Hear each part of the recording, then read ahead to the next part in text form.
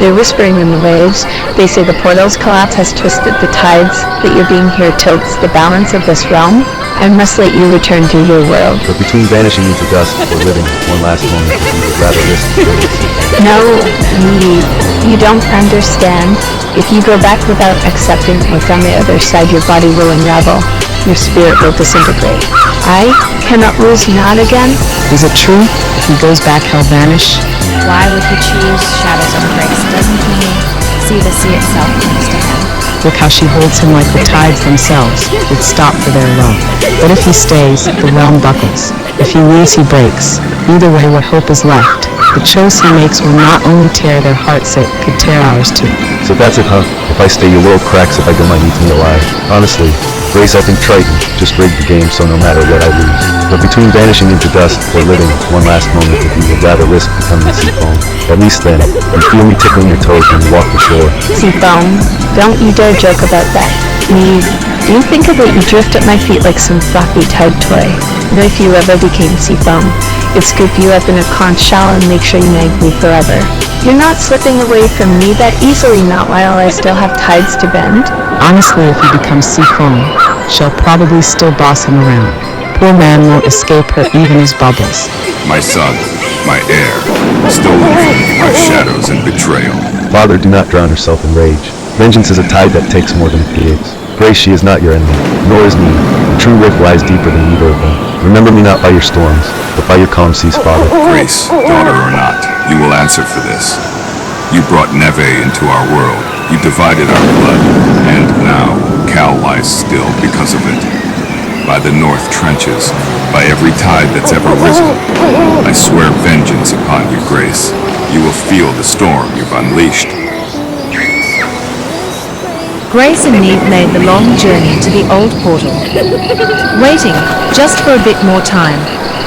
She tried to conveyance him to stay. To no avail. They waited together for the sun to set. The waterfall roared softly at sunset, its spray catching fire in the golden light.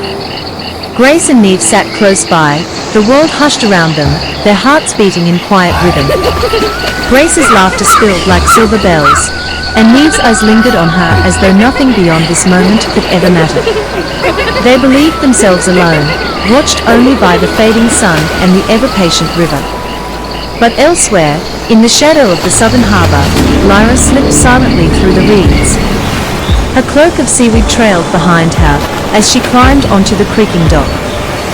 Waiting there was the captain, his face half hidden beneath a salt-stained hood, his smirk sharp enough to cut through the mist.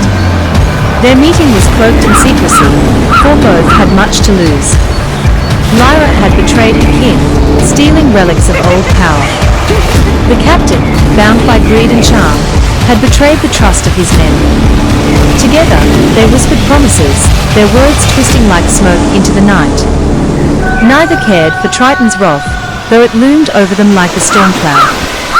They had already tasted rebellion, and rebellion was sweeter than fear. For Lyra, the captain was her mirror, crooked, hungry, and unrepentant. Their laughter echoed off the stones of the harbour, while their pack deepened in the shadows.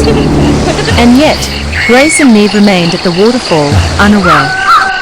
Neve brushed a hand across the water, feeling the strange pull, the unsteady current. Grace mistook it for the fading of daylight, the ripple of evening tides. But it wasn't Neve bending the balance of the realms at all. No, the cracks spreading through their world, the weight pressing down upon the portal, the whispers in the tide, were the doing of Lyra and the captain. A betrayal buried deep in the harbour's south side, concealed beneath secret words and stolen relics. As the sun dipped and night claimed the waterfall, Grace leaned her head against Neve's shoulder, blissfully unaware that their peace was already being unravelled by shadows plotting in silence. As for Lyra's tribe, they were splitting the harbours, chasing ships deep into the swamplands for their plundering. The hatchlings that lived in the South Islands had discussed leaving their realm to warn Grace, however. They devised a plan of their own, sabotaging Lyra once and for all. Is it true? If he goes back, he'll vanish?